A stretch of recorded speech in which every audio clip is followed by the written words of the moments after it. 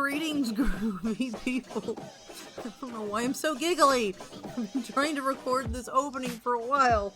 I'm the self-proclaimed Blue Dragon, and this week's video is going to be shorter, although it actually took me quite a long time, like several hours, to do this piece. This is an art channel. I target an adult audience.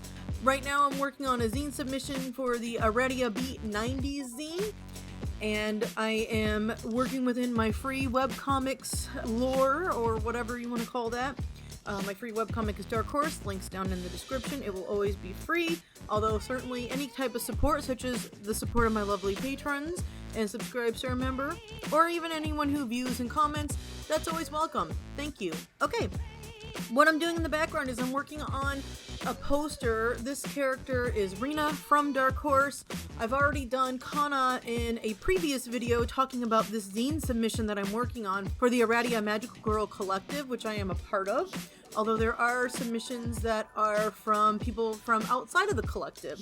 So this is going to be a really cool, large event. I actually have this poster completed. I cannot show it until 2 months after the printed zines have been sent out by the collective following the Kickstarter. Wow, that's a mouthful. In other words, we're having a Kickstarter, so I'm legally, contractually not allowed to show you the finished pieces until a specified, agreed upon date. But I will be showing you works in progress, which is totally fine and helps with the promotion. As the project Kickstarter draws closer and closer, I will be giving you all more information on that if it's something you want to check out, because there is a plethora of fantastic artists, writers, we got a cosplayer, there's all kinds of cool shit that's going to be in this zine, so I'm definitely going to keep you all up to date on what's going on with that. Okay, I've explained what's going on. I'm making a poster. I actually am doing a one-shot, which is kind of a spoof on 90s stuff, and I talked a little bit about that also in a previous video. But the poster, I wanted to make sure that I had both Kana and Rhina on it, since they are both the main characters. And initially, what you're seeing me in this first part is basically me flipping my original design for Rhina. I was gonna have her hair up in pigtails, which she does have her hair up in pigtails in the comic, but initially I was kind of doing that, trying to like channel the Britney Spears energy of the 90s, since the theme is magical girls in the 90s for the zine. And so that's what I was kind of doing. I was flipping the canvas because that's really important if you want to make sure that things are proportional. However, by the end of this design, I had some time to sit on it and think, and I really didn't like it. For one thing, I didn't like how I drew her pigtails. They look weird, they look tubey, they just look weird as fuck, y'all. Let's just call it how it is. So I wasn't happy with her hair, and I really felt, Kana, I went all out 90s, whereas this specific design looks a little bit more late 90s, which makes sense because, Dark Horse starts in 1999 and then travels to an unactualized future that does not exist in the 2000s. So it makes sense that I really wanted to heavily channel the late 90s for Rhina's design, but I actually decided that I didn't like it for at least the poster, because Kana is wearing a completely different outfit than the one shot that I'm in the process of completing for the zine. So I figured, you know what, let's go ahead and change Rin's outfit also. I had been thinking about, what are some of the things that I really enjoyed in the 90s? Were the things that my sister and my cousins and I used to do. I really felt more like channeling kind of like the mid and early 90s for at least the poster, especially with the background design that I came up with.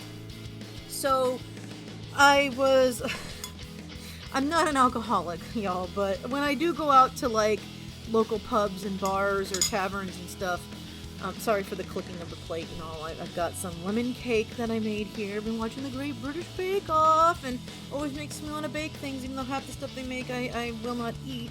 So I made some lemon cake last night because I actually had some fresh lemons on hand. Anyway, I digress. Wow. You know what? It might be the sugar. It might just be that I'm enjoying the sugar that's making me really hyper right now.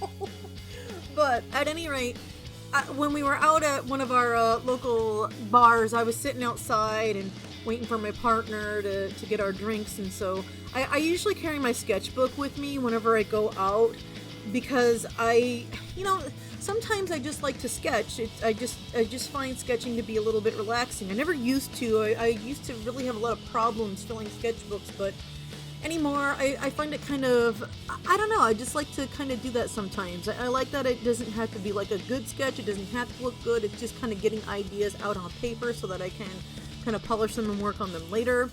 And so while I was waiting for him, I was trying to think about some of the things that myself and my cousins and my sister, what we used to do when we were kids, right? So one thing I remember was at one of my sister's birthday parties. For it, she had like a whole bunch of friends over, and it's funny because like, I don't know if it was like her 16th birthday, or maybe it was like I don't know, it was like a special event thing for her. So mom had like these t-shirts made for everyone who was at her party. There were maybe like six of us, I would say, and they were like these kind of bright blue shirts, just t-shirts. You could get them cheaply printed at like this local shop, and then in rainbow colors it said Wild Thing. And I specifically remember that with these shirts in particular, or this shirt, like we all got one, including me, but Megan got like this little t-shirt tie thing, which I talked about in the video with Kana. So I wanted to kind of, well, I don't actually have that scarf tie or t-shirt tie in this specific image of Rhina. What I end up doing whenever I do her redesign, which if I've sped up all this video just to make this go quicker, so yeah, it is definitely time lapse. But I decided to do what we used to do, and that was, tie the shirt up so that a little bit of your belly would be revealed. It was like being daring and stuff like that. That's the kind of stupid stuff that teenagers do and think they're really getting away with something.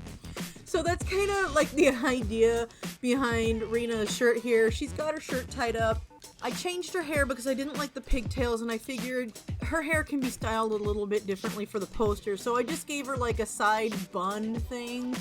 And of course those big round plastic ponytail balls. If I can find a picture of it, I will show you. But those and like the little poodle barrette clips, oh my god, those everyone had. I would see people out in public, kids, in the store, that I would just randomly start talking to, because I was that kind of kid. I would just totally talk to other people's kids.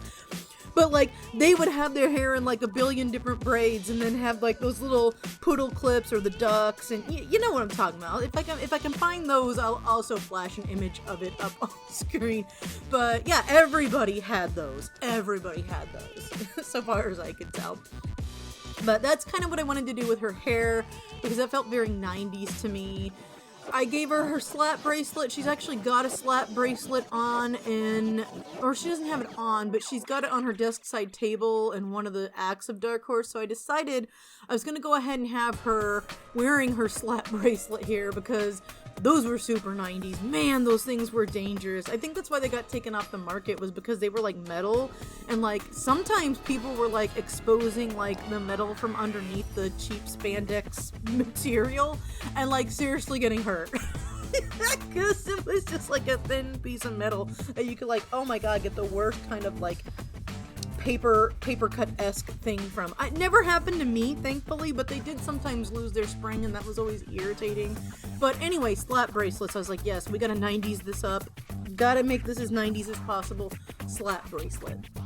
But talking more about like her outfit, I was so pissed whenever I was designing this.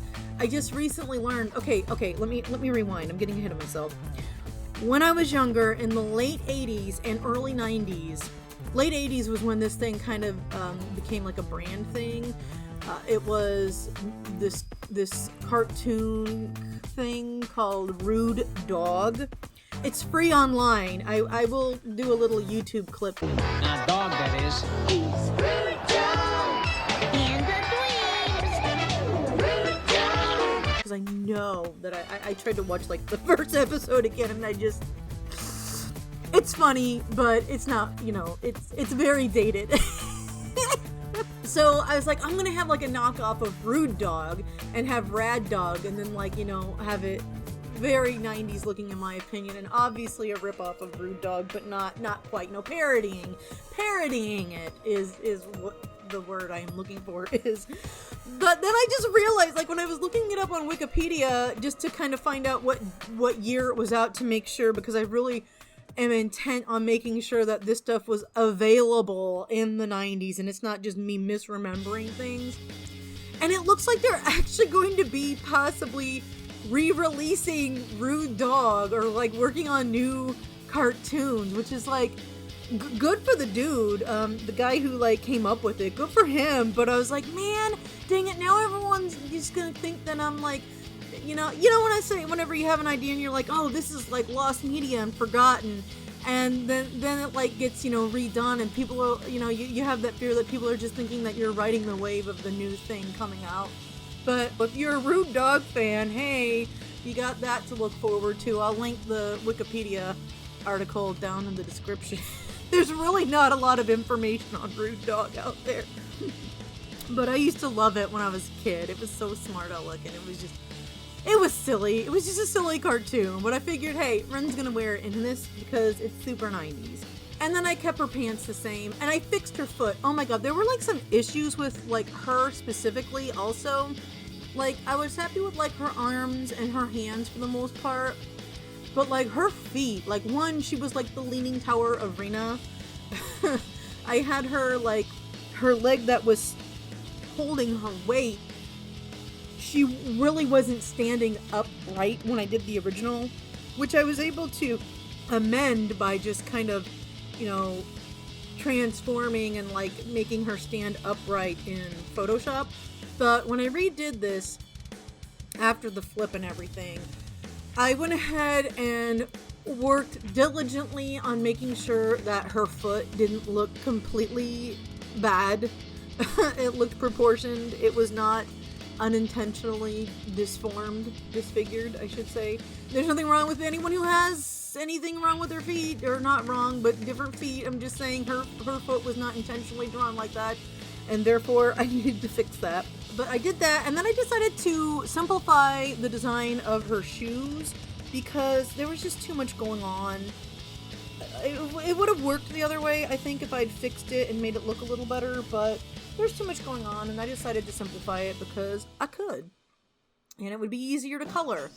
So, yeah, that's kind of all I have to say on this design. I had a lot of fun. I had a lot more fun with the redesign than with the original, and I think you can tell that I wasn't really as inspired. Like, because like I was, as I mentioned a little bit in the previous video, when I was younger, I was not a Britney Spears fan. Like, I wouldn't say I disliked her music, but like it was kind of the antithesis of everything that I liked. Like, my sister loved the shit out of Britney and still does, and I like a lot of her like later stuff. I was not really a big fan of her earlier music, but like some of her dance stuff I really got into. But I think you could tell that I was trying to channel something that was not like a personal experience. So, like, it looks better in the actual comic, which I'll be able to show, like, shots of that later on in some of my videos, maybe next week or so. I have a lot of stuff recorded, but I'm kind of tiptoeing around, making sure that I don't show anything that's, like, a finished page, just because I don't want to, like, breach my contract. But, yeah, I think if you're not professional, such as myself, I am not very professional, y'all, if you hadn't noticed. But I think a lot of times you can really tell when someone is dispassionate about something. And so when I did this, I was like, you know, I'd had more time to think, and I was really having fun, you know, working on the redesign of her outfit. So I hope that at least came through. I hope I was able to channel that, because it really does feel a little bit more personal. I really had a lot of fun designing Kana's outfit, and I think I'd really robbed myself of that with Rhina, which is why after sitting on it for a while, I got my things in for the deadline. I was like, you know what, I'm not happy. I don't mind the pose. The pose is very much her. It channels her energy, but the outfit just has to go. So, you know, I feel happy with this. And that's all I've got to say about that. So, yeah, definitely gonna be back with some more videos talking about this project. I am gonna get back to discussing other Dark Horse stuff and other projects. Yeah, I'm hoping to get a moment to work on the Whimper in the Dark this month too, as like a Halloween special, so keep an eye out for that. Now, in November, just a quick announcement at the end of the video before I close. November, we've got the Not Safe for Work Travels in Space zine coming out. We've got 2 stories, 2 one-shots that are going to appear only on the website after the rest of the zine posts. So we've got quite a bit going on with the Comic Fury zine. We've got a release date. It's going to be sometime between November 1st and 15th. But yeah, it's going to be pretty cool. So I will do a tour of that like I normally do. And be sharing that with y'all whenever it's released. Thank you all for watching. If you want to support the channel, y'all know how to do that. There's stuff down in the description. Patreon, Subscribestar, and the like. I have Ko-fi too, but I don't really like push it too hard. See you next week. Peace and love.